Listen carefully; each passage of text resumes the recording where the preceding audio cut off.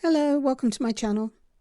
This week I want to do some decoupage onto a little trinket dish. I started by making some aqua cast up, and I was going to make 2 trinket trays, so I used 70 grams of water and I weighed out 200 grams of the powder into a different cup. Then I added the powder a little bit at a time into the water and mixed thoroughly, making sure that there weren't any lumps. Once everything was mixed together and it was nice and smooth, I just tapped it to try and release some of the bubbles that I had put in there by stirring. Then I added some to my mould a little bit at a time, shaking it around to make sure that it got down into all of the edges. And I used a stick just to go around the sharp edges and make sure that there were no bubbles trapped in there. Once that was done, I shook it again and then continued to fill it until it had reached the top. Then I left them to cure for at least an hour, and once they were ready, I was able to take them out of the mould. A quick check just showed some micro bubbles in the corners, but now I need to leave them to dry thoroughly before I start the next step.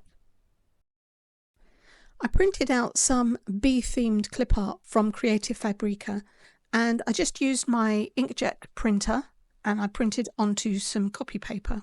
So I was just going to tear out the image that I want to use.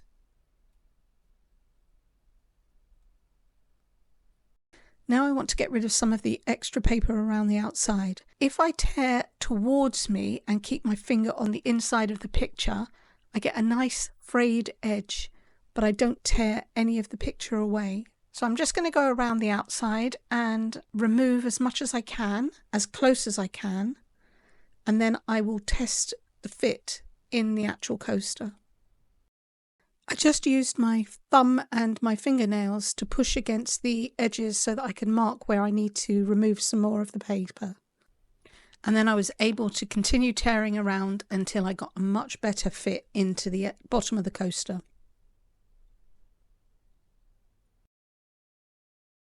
Now that I'm happy with the fit, I can stick it down. But before I do that, I want to make the paper a little bit thinner. The copy paper is about 90 GSM. So I need to try and make it as thin as possible. Tissue paper is the ideal, but I didn't use that. So here I have some packing tape, and I want to cover the back of the paper with the packing tape. Now obviously it's not big enough, it's not as wide as my image, so I'll just lay down one strip and smooth that out over the back. Then I can cut off another strip and I will overlap it slightly, but I just want to make sure that the whole of the back of this image is covered in the packing tape. Then I can press it down smoothly and make sure it is completely adhered. And if I peel back the edge, I can pull it almost completely back on top of itself. I'll hold down the paper and I'm pulling off a film from the back, just a layer from the back of the actual image, the copy paper. Now you can do that multiple times, but this has made it much thinner and much more flexible. So I'm just going to do it the once, and now I will be able to stick it down. So I'm going to use some Mod Podge, which I've just decanted into another bottle, and I'll put a blob into the bottom of the coaster, and that actually is a lot more than I need. You don't need a lot because that makes it soaks into your paper and that causes the wrinkles and the bubbles.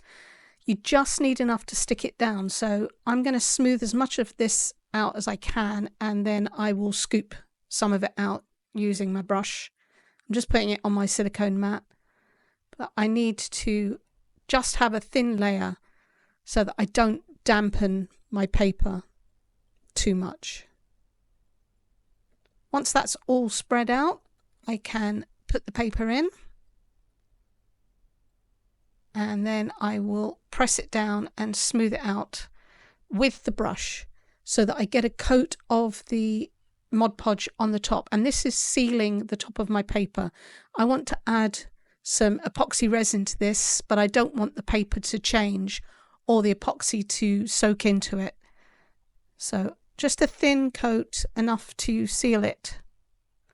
And I've got a little bit on the edge, so I'm just going to seal around the edge as well of my actual coaster. Then I'm going to leave that for half an hour or so till it completely dries, and I will be able to do the next step. You can see that the aqua cast coaster isn't quite white, and there's a contrast between the paper and the coaster itself. So I've just mixed up some gold glitter into some UV resin, and I'm just going to use this silicone stick just to spread it around the outside and cover that margin and help to disguise it. I could have put white pigment in the aqua cast, that probably would have helped, but it's not really necessary. This not only is a nice design touch and it's pretty, but it does serve a purpose and helps to cover that margin up. So I've sped this up obviously, and I'm just going around the edges, putting enough on there to cover up the bits of the paper, and then I will pop this under my lamp, and I'm going to cure this at 150 seconds twice. I want to use this mould to cast some bees, but it's actually for polymer clay and resin sticks to it, so I've just mixed up a tiny amount of aqua cast, and I literally eyeballed it till it became the right consistency as I usually use. So I'm using the bottom of a spoon to drop some little bits into the tiny bee shapes. Once these are cast and set, I want to use those to decorate the edge of the coaster. I'll just tap and I'll poke it with a spoon to make sure that I get all of the bubbles out. Then I wait. And while I'm waiting for the bees to cure, I've mixed up some craft resin, which is a 1:1 by volume. I'm mixing it really slowly, well, not as slowly as I should, so I do get some bubbles in it, and I heat that up before I pour it onto my coaster. So I just want a layer, just enough to cover not only my image, but also the UV resin that I've put with the glitter. I'm just going to tip the coaster slowly, just move the resin all the way to the edges. So I'll do that all the way round. And then I'll use a stick just to make sure that all the areas are covered. And then it needs to cure.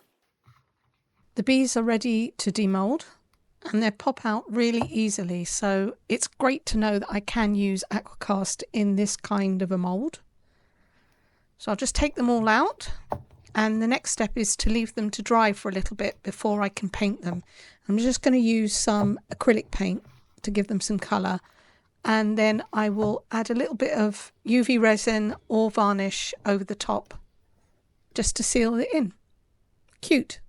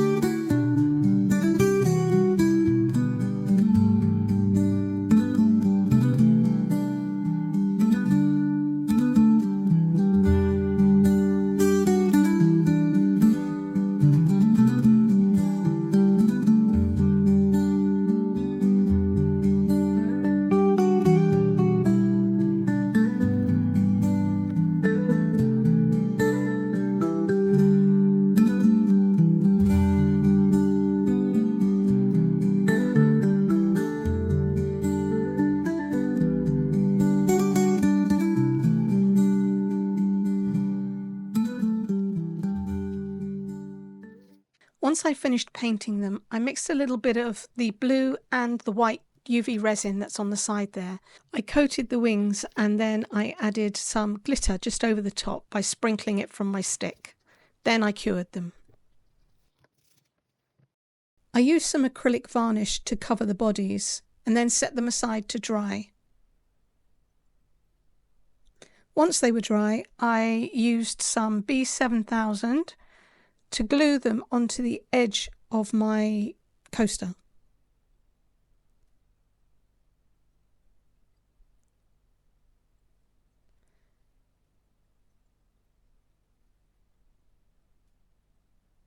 And once that's finished, I'm going to resin along the edges of the coaster.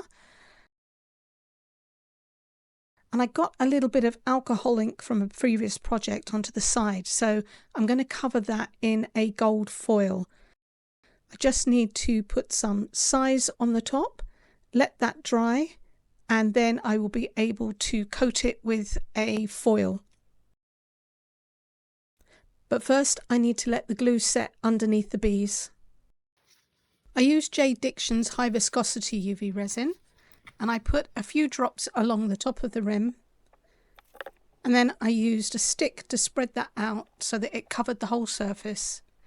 I did a little bit at a time and I cured as I went along. I'm going to use this gold leaf foil to cover where the alcohol ink mark is. And I've got some size in this pot. I'm just going to use the microfiber brush to spread that across the surface. Make sure all of it's coated, because anywhere that doesn't actually have any of the glue on, you're not going to get any of the foil to stick. I don't mind a slightly rustic look, but I do want to cover up this mark. So you cover the surface and then you let it just sit for about 15 to 20 minutes, depends on the warmth of your room. And it will soak into the aqua cast, so it does get dry quite quickly. It becomes tacky and it stays tacky, and then you can adhere your foil to it. Okay, I'm ready to stick my foil on now. And I literally am just going to push the foil against the surface, which is still sticky. I apologise for that camera shot, but you can see what I'm doing just about. I need to be careful with my nails. I did tear that paper a little bit, but it didn't make any difference to the foil. It has stuck. Any areas you don't cover, you can go over. You can see this paper's been used before, or this foil sheet. And if a chunk comes off, as it did, you can just pull that off and lay it down with your fingers and smooth it. Try not to get your fingers on the sides, because you'll leave oil behind and then the foil won't stick. But I'm just going to go around and cover everything. I don't mind if I get a little bit of a distressed look. You're going to use every single piece of this foil. And when I'm happy that it's covered, I'm going to take a firm paintbrush and I'm going to remove any of the bits that aren't stuck onto the size. So I'll just brush over it. You don't want to scrub too hard, and you don't want your brush to be too hard, because you will pull the foil off of the size. So just gently brush away all the excess and make sure that everything is all smoothed down.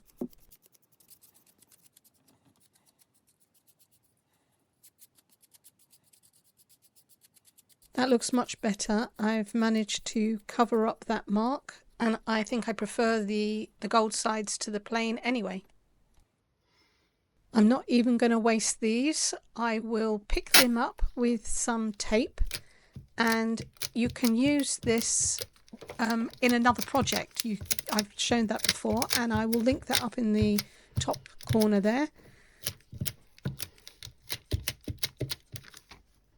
So I just roll that back onto the roll until I'm ready to use it. And here it is finished. I love being able to print my own images just using copy paper and an inkjet printer, and then creating something beautiful. The gold around the edges just finishes it off, and the little bees are so cute. I'm going to make a silicone mould out of these, I think. Please give me a thumbs up and a comment, and subscribe if you haven't. Come back and see what I'm going to make next time. Thank you so much for watching. Bye.